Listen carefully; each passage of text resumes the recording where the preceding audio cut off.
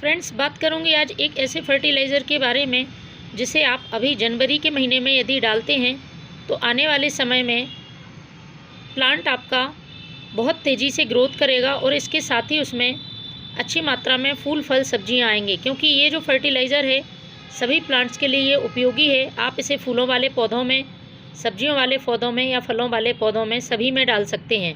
गुलाब, गुड़हल, अपराजिता, मोगरा और गुलदाउदी जैसे प्लांट बहुत तेज़ी से ग्रोथ करेंगे और इनमें फूल भी बहुत अच्छे आएंगे यदि आप इस फर्टिलाइज़र का इन प्लांट्स पर यूज़ करते हैं।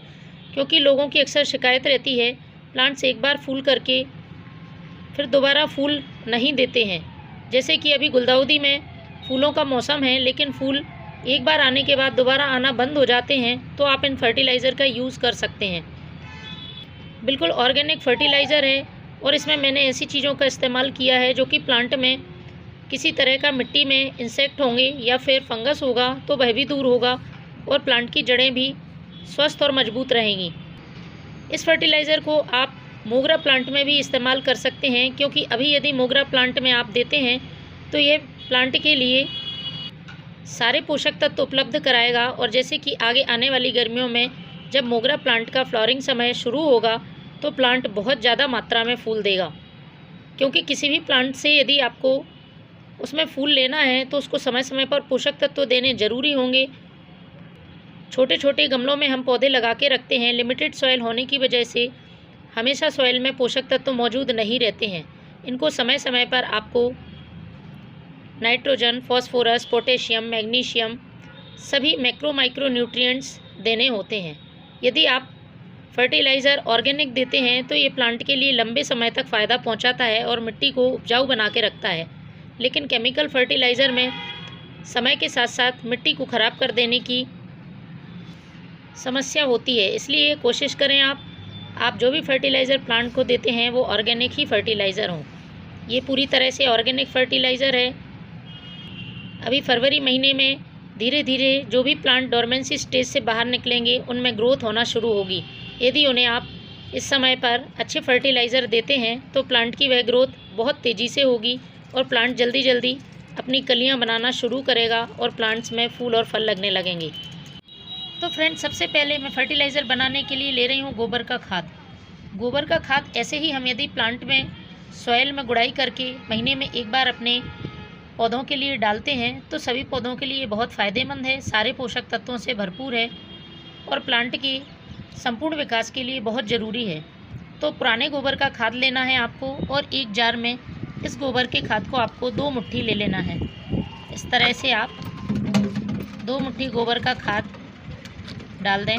इसके बाद दूसरी ज़रूरी चीज़, ये प्याज के छिलके हमारे घर में ही उपलब्ध हो जाते हैं, पोटेशियम का रिसोर्स है और प्लांट में फूल लाने में बहुत मदद करते हैं, प्लांट की इम्यूनिटी को भी बूस्ट करते हैं।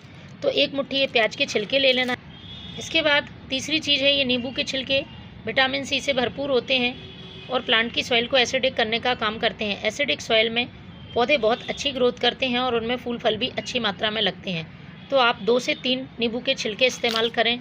चौथी जो ज़रूरी चीज़ है वो है ये नीम खली पाउडर। नीम खली पाउडर प्लांट की मिट्टी में लगने वाले किसी भी तरह के इंसेक्ट या फंगस से प्लांट की सुरक्षा करता है और इसमें कई पोषक तत्व भी होते हैं जो प्लांट की ग्रोथ के लिए ज़रूरी होते हैं। तो मैं 1 चम्मच नीम खली पाउडर ले रही हूँ। इसके बाद आपको लेना है ये वुड ऐश पोटेशियम का रिच सोर्स है और इसमें कैल्शियम भी अच्छी मात्रा में पाया जाता है। प्लांट यदि बहुत कमज़ोर है या उसमें बर्ड्स ड्रॉप प्रॉब्लम है तो आप कैल्शियम की पूर्ति के लिए इसको दे सकते हैं। इसके साथ ही इसमें उपलब्ध पोटेशियम प्लांट में फूल लाने में बहुत ही उपयोगी है, लेकिन इसकी मात्रा का आपको बहुत ध्यान रखना है। एल्कलाइन नेचर होने के कारण ये ज़्यादा मात्रा में प्लांट की मिट्टी के पीएच को गड़बड़ कर देता है, इसलिए आप इस बात का ध्यान रखें। सिर्फ आधा चम्मच मैंने इसमें ये वुड ऐश लकड़ी की राख को लिया हुआ है। इन सभी चीज़ों को हमें पानी से भिगोकर 2 दिन के लिए ढककर रखना है। 2 दिन में ये फर्टिलाइज़र हमारा बनकर तैयार हो जाएगा।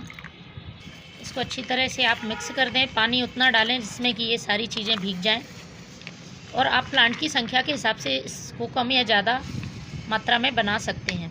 तो फ्रेंड्स, 2 दिन बाद कुछ इस तरह से फर्टिलाइज़र बन के तैयार होगा। ये देखिए पूरी तरह से फर्मेंट हो गया है फर्टिलाइज़र। इसको अब हम छान लेते हैं।